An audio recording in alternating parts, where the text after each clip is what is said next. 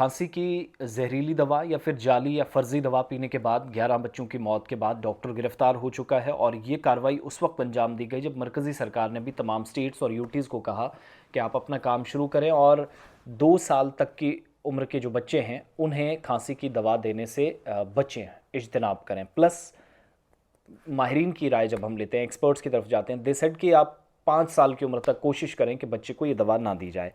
और जहरीला सिरप बनाने वाले जो कंपनियां थी उन पर तो कार्रवाई हो ही रही है। 10 मध्य प्रदेश के अंदर और 2 राजस्थान में, ये तादाद 12 तक पहुंच गई है और इसके बाद अवाम में गमो गुस्सा फैला और इस मामले में स्टेट गवर्नमेंट ने बड़ी कार्रवाई अब कर दी है। सिरप बनाने वाली जो कंपनी है और डॉक्टर परवीन सोनी के खिलाफ पारसिया पुलिस स्टेशन में केस दर्ज कर लिया है, मुकदमा दर्ज हुआ और डॉक्टर परवीन सोनी एक सरकारी डॉक्टर हैं। इसके बावजूद एक निजी क्लिनिक चला रहे थे जब इनके खिलाफ शिकायतें मौसूल हुई। ये याद रखिएगा कि इंतज़ामिया की नींद कब टूटी, जब डॉक्टर परवीन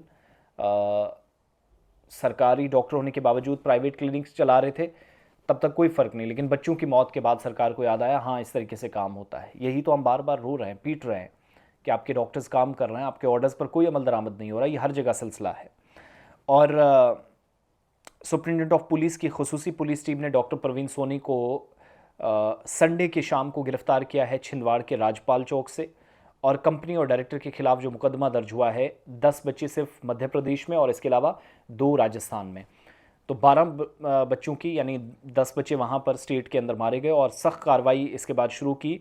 दोनों कफ सिरप की जो खरीदो फरोख्त है उन पर पाबंदी आयद कर दी गई है। कोल्ड ड्रॉफ है, एक और है, और सरकार ने कंपनी की जो बाकी प्रोडक्ट्स हैं उन पर भी फिलहाल बैन कर दिया है। एक सरकारी डॉक्टर होने के बावजूद डॉक्टर परवीन प्राइवेट क्लिनिक भी चला रहे थे। न सिर्फ ये 2 दवाइयाँ कोल्ड ड्रॉफ और बाकी सारी चीज़ें हैं, कफ सिरप जो हैं वो पुलिस के मुताबिक इन पर बैन है, बल्कि बाकी जो इनके ड्रिंक्स हैं उस पर भी पाबंदी रहेगी। और पुलिस स्टेशन में 3 अलग अलग मामलात में मुकदमा जो दर्ज हुआ है, एसपी की तरफ से तश्कील दी गई एक स्पेशल टीम ने भी सैटरडे को अलग अलग जगहों पर छिंदवाड़ा के राजपाल चौक और आसपास के इलाकों में कार्रवाई शुरू की। और डॉक्टर सोनी जो भारतीय न्याय सुरक्षा संहिता, माफ़ कीजिएगा, भारतीय न्याय संहिता बीएनएस की सेक्शन 105 और 276, यानी मंशियात और कॉस्मेटिक्स एक्ट 1990 की सेक्शन 27A के तहत मुकदमा दर्ज करके गिरफ्तार किया गया।